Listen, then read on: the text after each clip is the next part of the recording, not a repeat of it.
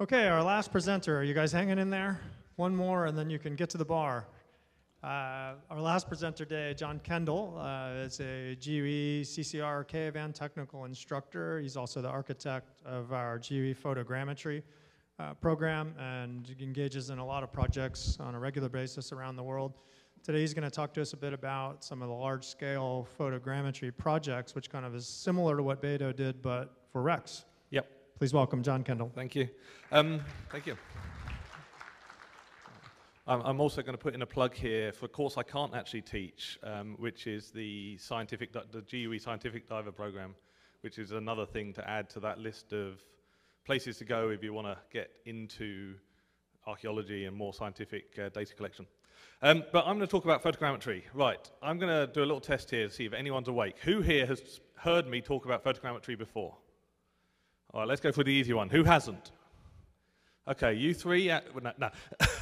I'm not doing the full talk that I normally do. I got an email about 10 days ago saying, John, Case can't make it. Can you do his talk? Sure. So then I sent Case a message. Hey, Case, did you write a talk? No. Okay, right. So what we decided was we're going to look at large-scale photogrammetry. So this is really nice because Beto started the day with a really, really, really cool bit of large-scale photogrammetry. You know, the Hoya Negra stuff where they were laying lines, they were doing thousands and thousands and thousands of photos and really doing kind of cutting-edge, making it up as you go along, but with a scientific concept in mind. And that's pretty much what's happened in a couple of other areas. So let's start with what is photogrammetry. This word's been bandied around all day, many times. So it is the science of making measurements from photographs. Interestingly, it was first described by Leonardo da Vinci in 1480, which was 400 years before anyone invented a camera. So that is definitely forward-thinking. The more modern definition is about making digital 3D models from photographs. What does this involve? Lots of photos. We've said this so many times, and some very clever software. Unfortunately, the currently most reliable clever software for making this is Russian, which means that getting hold of it is quite difficult because, you know, there's political issues going on. But a lot of the history of photogrammetry came from aerial photography. So it was how to measure how big the enemy's factories were so you could work out how many bombs to drop on it. You know, a very different use case to what we're doing today. Here's a picture of Leonardo da Vinci doing very basic early photogrammetry. So what do? We're taking thousands and thousands of photos. When I first started doing talks about photogrammetry, this word was hundreds. We'd take hundreds of photos. And over the last 10 years, this has gone up and up and up. We need to take lots of different angles to make the model. And although, you know, 5, 6, 10 years ago, it was very rare to hear about photogrammetry, as you've heard today, it is very common now. I say very common. Most of the talks with any kind of archaeological thing today have mentioned photogrammetry at least once. So, okay, it's happening all over the place. Is it difficult? Arguably, no. Arguably, it's not difficult to make photogrammetric models. And, I mean, my own experience was I started off, I got the software, I took some photos of, I think it was actually a table at extreme exposure, processed it and went, wow, that worked really well. Okay, we can do this underwater, no probs. And I went into a local quarry, I took the camera in, I took a few photos of a tiny little, like, 15-foot long wreck. That's probably the only bit of imperial measurement I'm going to use today. But we did this little wreck, and it worked. Excellent, how hard can it be? The next model I tried to make was on a wreck in 122 meters, which is 400 and a bit feet. That one worked. Awesome. Expert. Yes. The next 15 models I tried to make, nah. Nothing.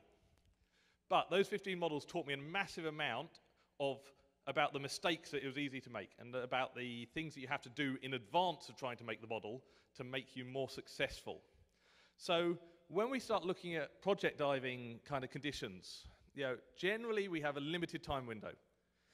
It's often deep or a long way into a cave, or in a remote site. Poor conditions, low visibility, little or no pre-dive info. This is one of the nice things that Beto and the guys did in Hoyo Negro. They did multiple dives. They were going back and going back and going back. So it meant that they had a good idea of the site, and that meant that they could come up with really awesome project plans for how to capture their data. If you're on some of the other projects, maybe we've only got a week on site. And so there's also other things that the site wants to do.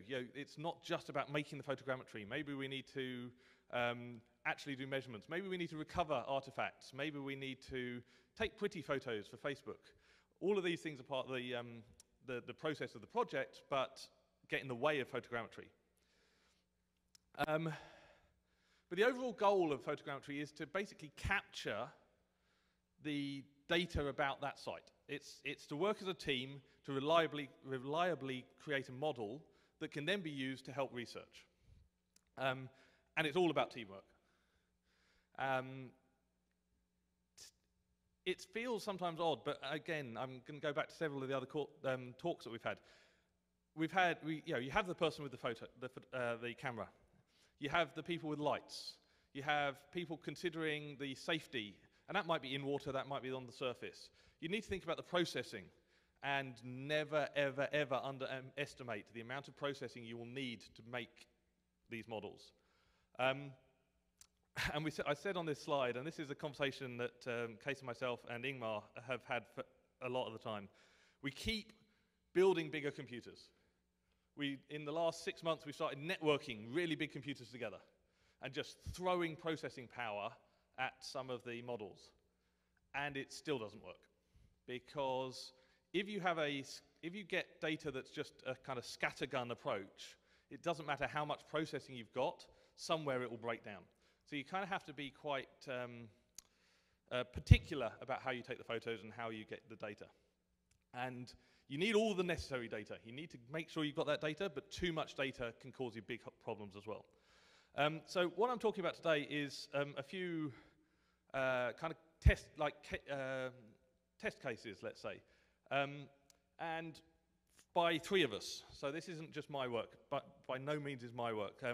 Basically myself, Case, who is based up in Seattle, and Ingmar Lundgren, who's over in Sweden.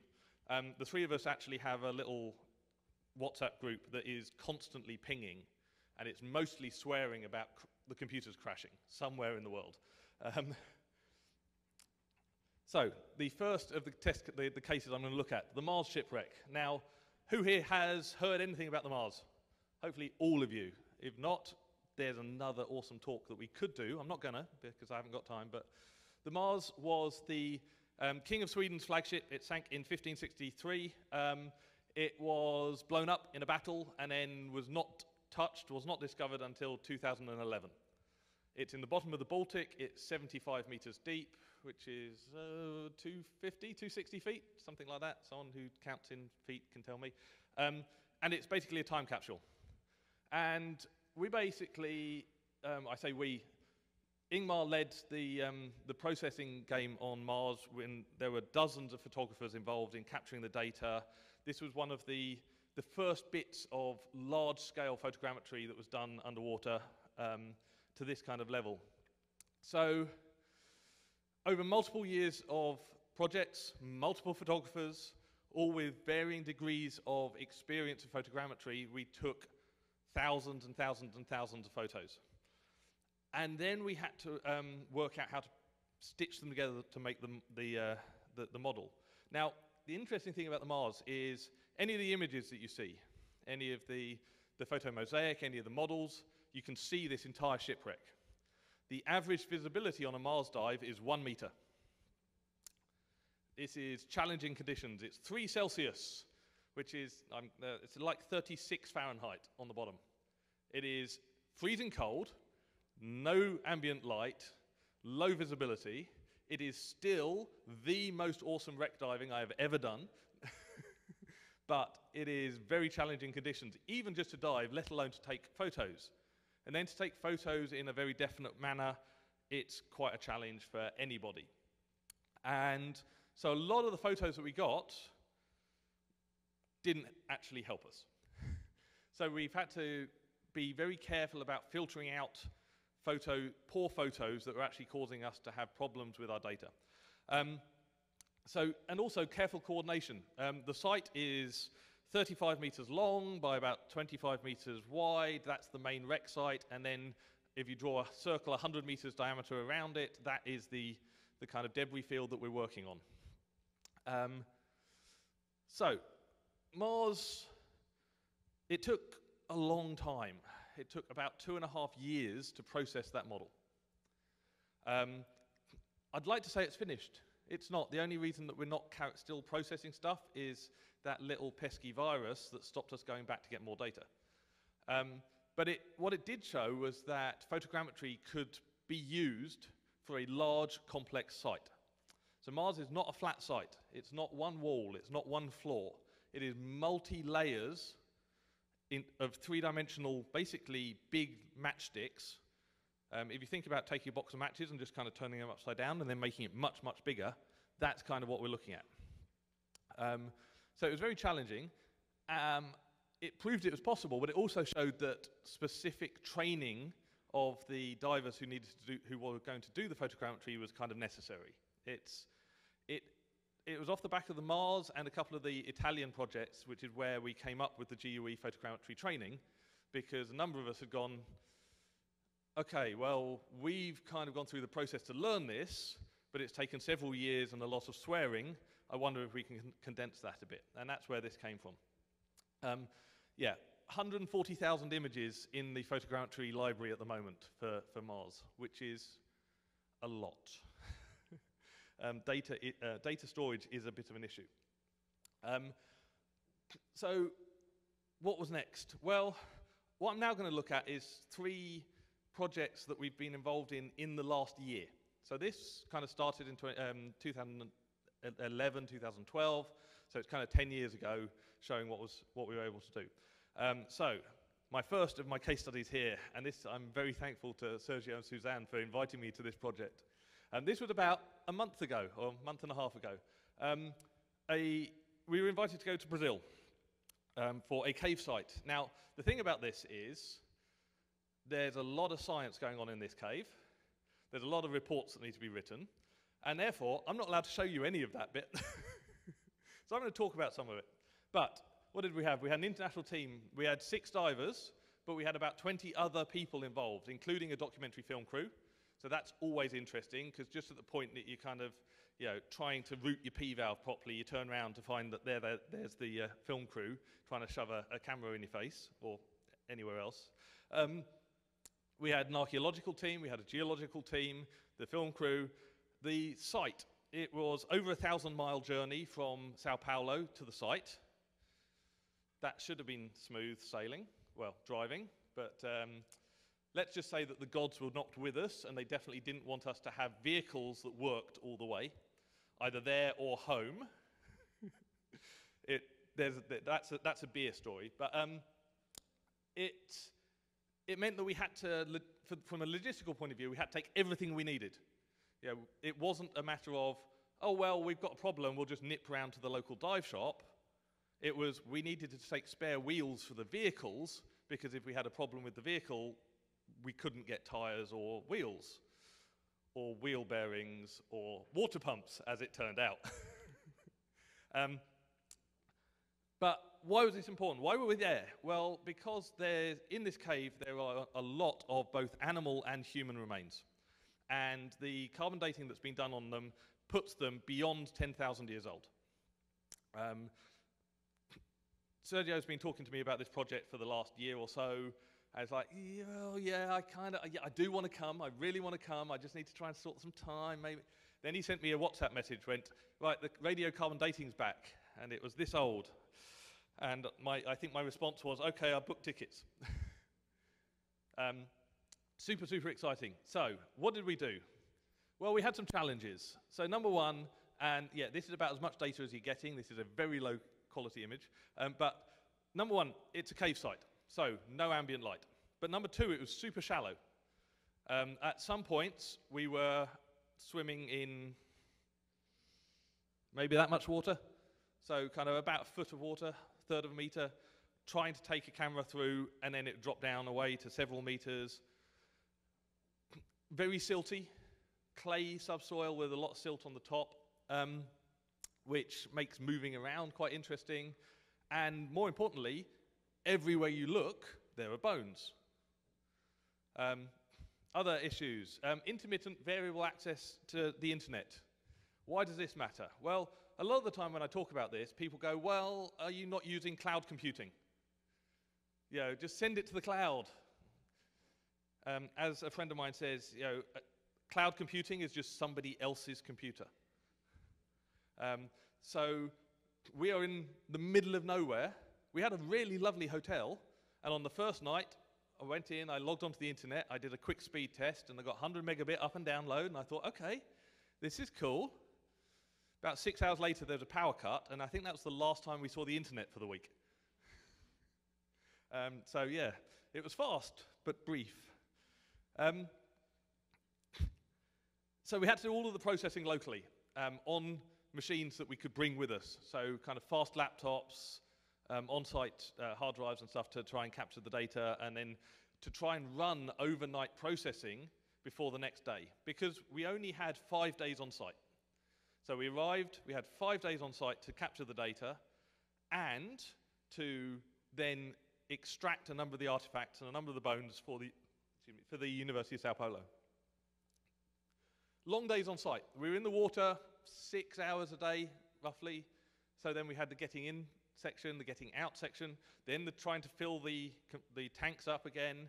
The core dive team were all on rebreathers, which meant that we really only needed to fill kind of soup bottles and like maybe a little bit of top up. The film crew who were staying in the open water were on open circuit. They needed quite a lot of gas. And obviously on day 2, the compressor blew up. I honestly think that there's a god or a sprite in that cave that didn't want us playing. But yeah, we MacGyvered it, we made it work, we got there, but very long days. Other challenges for the photogrammetry. Kirill. Kirill was a big challenge for the photogrammetry. And the reason is because, and entirely rightly so, he was there to document from the purpose of publication of imagery. So I might go in and take many thousands of photos that are perfect for making a photogrammetric model. None of them look nice. None of them. So we still need to document the site in other ways. It's not just about photogrammetry, it's about the whole documentation. But what this also meant is that Kirill and I actually had to try to agree on things. It's like, right, in the morning, you're going that way, and I will go this way. We kind of made it work. Then we had to do some recovery, and one had a stills camera, the other had a video camera, and again, the kind of clashes occurred. But this is all part and parcel of a very fast project where we have a limited time. We're trying to do multiple goals at the same time, and one of them involves taking thousands and thousands of photos. And the other one, other than Kirill, is the photogrammetry. I am really, really looking forward to the day that we're actually allowed to publish some of the photos, because it is awesome. But again, we need the scientific sign-off before we're allowed to. And as I understand it, what we've got is all in the university being measured and things, you know, all the sciencey stuff that they do at the moment. So I would say probably this time next year, maybe we'll have Sergio give a full presentation on it. There you see the bus coming. Okay. The other thing is it's a large site. The site itself, there's about 180 meters from the surface to the furthest point in the cave. There's interesting stuff everywhere. It is a cave environment, so it's not a great big open space. Quite a lot of the cave passages were quite small. They're multi-level, they wind around. When I first saw the map of it, I thought, well, that's not that difficult. I mean, you know, how much do we need to do? You know, that'll take 2 days, no problem. And then we went in, we did the first swim around the cave, and I came out and I took Sergio to the side and went, I can't model all of this in 2 days. And he went, no, that's fine, we just need to do this bit. I was like, okay, we can do that. So what you see there is a section, it's probably 40 meters left to right and about 40 meters top to bottom on that image. The depth range is from about 8 meters to 1 meter in depth. So this is a generated orthomosaic of the site. So yeah, I kind of mentioned this, the 5 days on site. So we kind of had to work it out. So the first 2 days were all about photogrammetry, because we could not do any kind of artifact removal until we had a defined model and we were happy that the model worked. And in fact, we had to kind of slow down the science team because they really, really wanted the bones. They really wanted the bones and they wanted us doing this. And they thought we could only do 1 or 2 per day and they wanted lots of bones. Until we explained to them that what we could do is we could give them a 3D model of all of the bones, and then they could decide what they actually wanted from that. Because as Beto said earlier, the best place for preservation of any of this kind of stuff is where it is. Yeah, we don't want to be going in and just randomly grabbing stuff. It's not like the supermarket sweep game where you're given a trolley and you have to run through the supermarket in 5 minutes and anything you can put in your trolley is yours. Archaeology shouldn't be like that. So 2 days, 3 days of photogrammetry and documentation. Then we gave ourselves about a day and a half for the artifact recovery.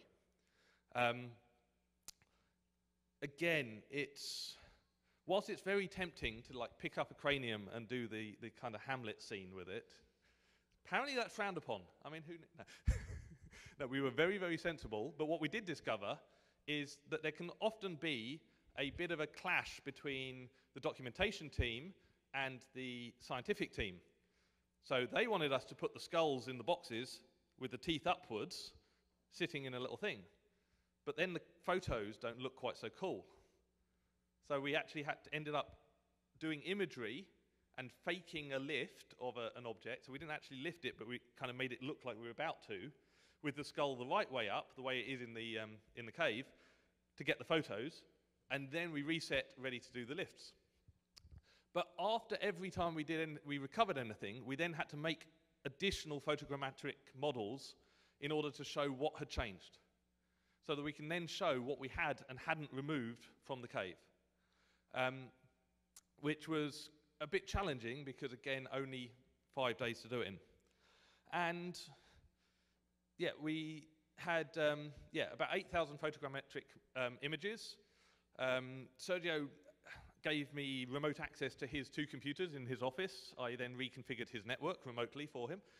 And we set it processing.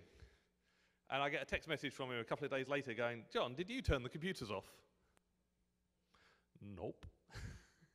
Turns out his office was getting quite warm. Because he had 2 machines running all that heat. It was overheating the whole office and actually shutting down the machines through thermal considerations. So we've had to look at how to deal with that. And at the moment, we're only running 1. And as I said, it's about 6 weeks ago that the project finished, and the processing is still ongoing. Okay, 6 weeks. Okay, the next little case study I'm going to talk about. Now, this one, unfortunately, I wasn't actually able to go over to Sweden to help with the field work, but I've been heavily involved in the processing. So this is the MV Estonia. Now, the MV Estonia is a massive marine disaster. She sank in 1994 with 852 lives lost. The official report at the time, which came out surprisingly quickly, said that the bow door opened, and that's why she sank. The process here is the reason we're there is actually at the request of the Swedish government to try to work out whether that's true, and also to look at the state of the wreck at the moment from a environmental protection point of view. Now, I put this image in here because this just shows me that Americans will do anything to avoid using meters. It's true.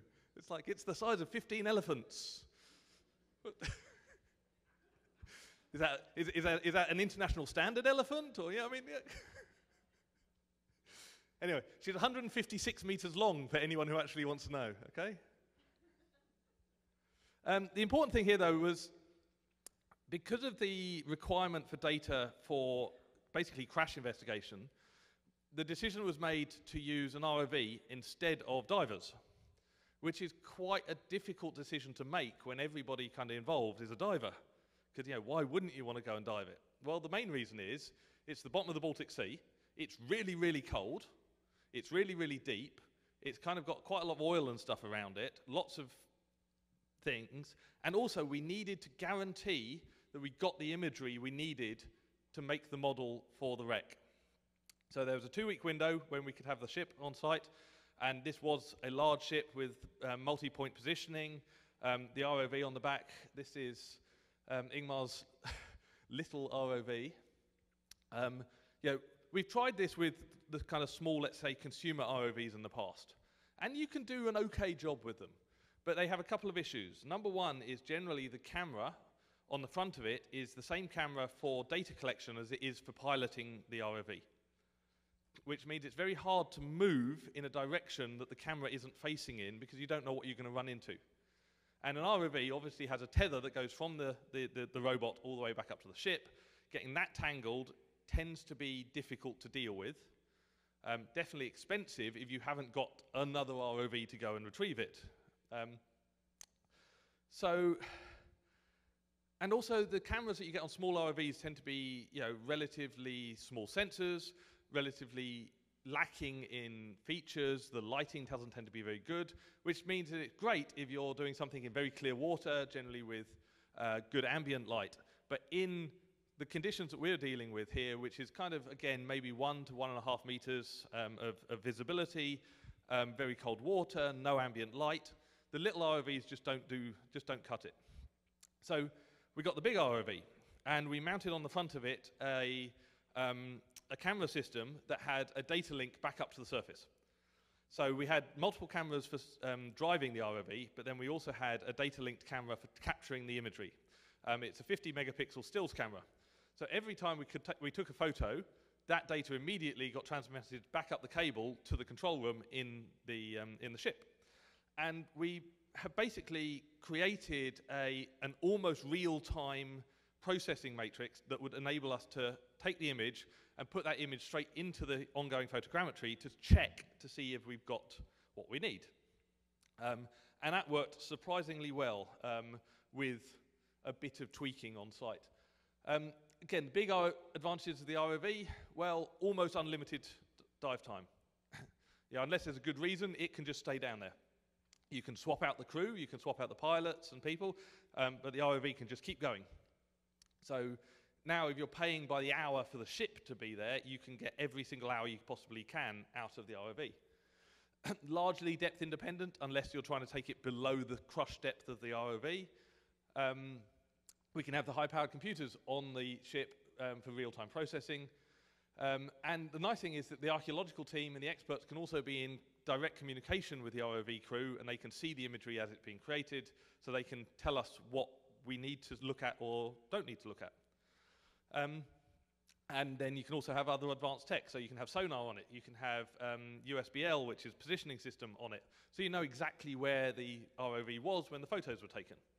So far, all of this sounds a great reason for sending in an ROV, and I'm saying it to a diving conference, and I'm going, yeah, I can feel the stares coming back going, but what about the divers? Well, there's disadvantages to the ROV as well. Number one, they're really, really, really expensive. Like, really expensive. Number two, you also need a lot of people to run it. You need a crew, you need the people piloting it, you need the photogrammetry person dealing with the photography, you need the deck crew for getting it in and out, you need the people to deal with the cables, you need somebody to drive the boat, you need a boat that can stay put. All of that. So big upfront costs for the ROV, big ongoing costs for the vessel with dynamic positioning, and a large crew needed. Extremely limited maneuverability compared to a diver.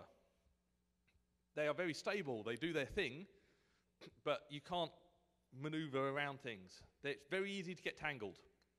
Very expensive when you get them tangled, but it's very easy to get tangled. Divers tend to be quite good at avoiding tangling themselves because, yeah, they have quite a lot of skin in the game about not getting tangled. So and divers are quite good at untangling themselves if they do get tangled, or untangling each other, because again, we tend not to put one diver in at a time, or put several in. And generally, we can only put one ROV in at a time, because as soon as you have more than one ROV working off a vessel, now there's a good chance that they're going to tangle their cables together, and then you're in an even worse state, because you don't even have the spare ROV to go and retrieve the first ROV. So, we can put 6 divers in the water and give them 2 hours of tasks each, or we can give one ROV and it can do 12 hours of tasks. So there are pros and cons. In this case, the ROV was the right way of doing it. And yeah, ROVs really can't safely inspect interior spaces on shipwrecks or caves. That's another beer story, but let's just go with don't take the ROV into things. But what ROVs are especially good at is, frankly, what I call the boring areas of a site. Think about the enormous, flat, fairly featureless side of a hull. The ROV doesn't really get bored, and we have the USBL, we can know where it is, we can just have it going up and down and capturing that data. You send the divers in, they get distracted. It's like click, click, click. Ooh, what's that? Oh, where was I? So in this case, the ROVs are good for that kind of stuff. What divers are better for is the more interesting things, the areas where you want to go underneath something, or you want to go inside something. So by combining the two, this would be a really good way of getting a complete model. And this is actually one of the things that we're trying to suggest for any further data collection on this site is perhaps what we need to do is put a dive team together to try and capture some of the internal data that we can't capture with the ROV. That's kind of where we're at the moment with it. 45,000 50 megapixel photos. That's just over a terabyte of photos. And it's insane trying to move the data around. We've got a networked system for the geeks there, 6 i9 10 series machines with Quadro A4000 or RTX 3080s in them. I hit the button. I say, right, align some photos. And 14 days later, I go back and check whether or not it's finished. And sometimes it has, sometimes it hasn't. This has been proving quite tricky to get the processing done because anything that goes wrong, you don't know about it for 14 days. When it finishes, and then you look at the results and you go, that looks really cool, when you look at it at this kind of zoom out.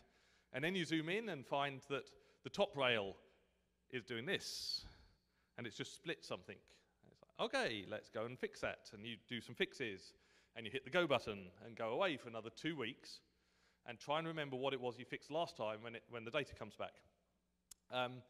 Yeah, so the processing is currently ongoing, currently around 4 months.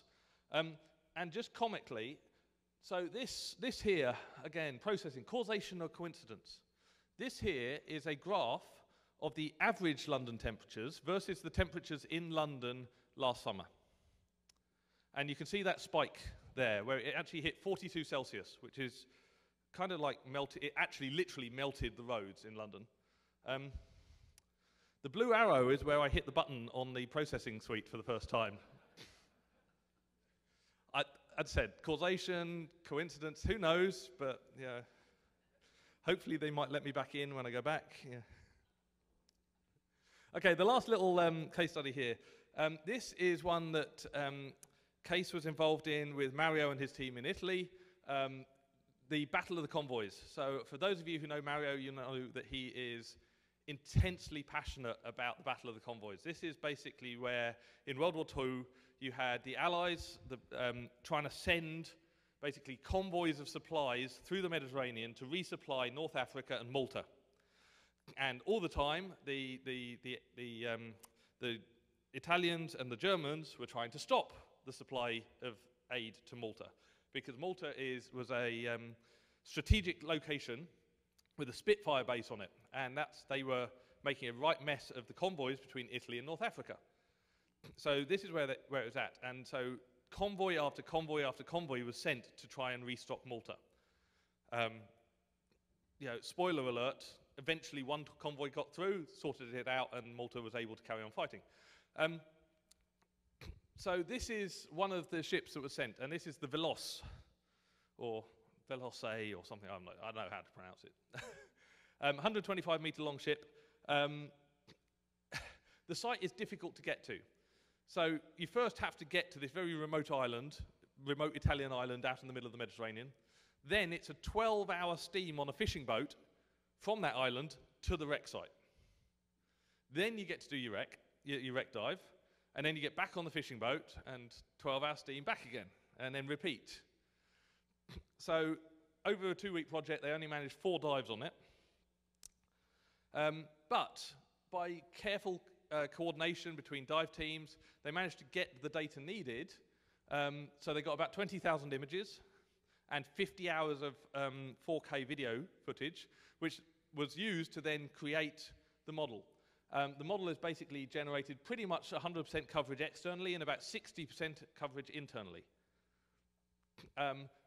And the processing is still ongoing. And this is what we're finding now, is that we're trying to model larger and larger sites. We're trying to make model sites with more and more detail. It would be entirely possible to go to this wreck. I think the wreck's about 125 meters long. Go to it with 3 or 4 GoPros on a stick and swim around it a few times, and you'll get enough data to be able to see a ship-shaped model. And that's awesome.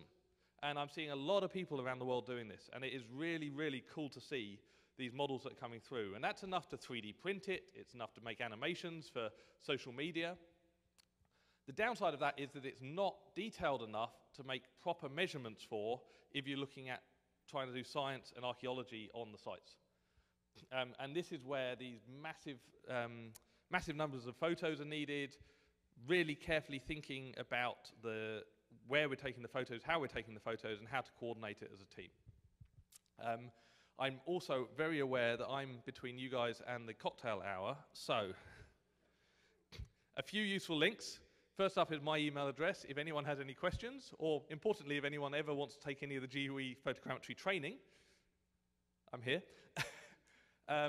The Mars Project website has a load of stuff about the Mars Project, really cool imagery and stuff from many years, many of which have been taken by my very good friend Kirill,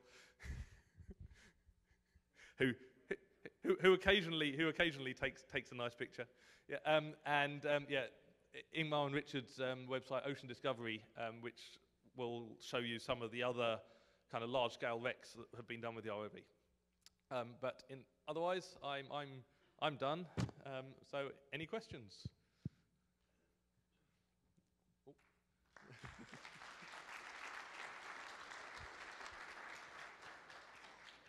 John, this is a little bit of a, I think people misunderstood. When you see this number of images, people go confused in the capacity of computers to process images. If you go and do a project and take 40,000 images, you're almost like go home and throw those images away because it's not going to finish in any reasonable amount of time, the processing. So it's almost like putting some targets. You can process 2,000 images. This is a reasonable model. But if you want 60,000 images, you just miss the point a little bit. Like when we're trying to do the floor for your negro, my calculation was 800,000 images. And you go like, okay, well, this is never going to work. So we have to find a way to build these models where you study them with low resolution models, which are either zoom out version of it. And then you find a way to rebuild these models again by using little pieces. And then you merge it together. So you're going to have a low resolution scaffold of a wreck with 2,000 images, and then each section you do again, okay, maybe I now do 2,000, and I start building this complete thing. And once you have the camera position, you can even go back and now rerun this with less computer power. Yeah. But I just see, like, I see some of these sets that people are taking and like, who's going to process this? Yeah. Once you go past 2,000 images in one model, it's almost like you can't work on it because it takes so long to process any mistake, you don't even remember. So you finish like, why didn't it work? Yeah, exactly this. This is why I wanted to bring these up, that these models have all been made with a massive number of images because of the complexity and the detail that was being wanted on them. But as Beto says, 2,000 images you can process in a couple of days. 8,000 images takes a week, 20,000 images can take a couple of months, and by the time we get to 50 or 60,000 images, trying to do it all in one piece will take a very, very long time. So don't get me wrong, none of these are being processed in single pieces. We're taking a lot of imagery, but it's focused where it's needed and then being processed together. It's kind of why I brought up the point at the front end. You can't just throw computing power at it. You know, as I said, I've networked together 6 very high-end computers, and we're still hitting limits. I think we're now starting to hit limits within the software itself where it just can't handle it. So yeah, it's exactly right that you need to take the images that are needed, and a scattergun approach and just take thousands and thousands of images will not make your lives better. Any other questions for John? I think they're... David, hang on.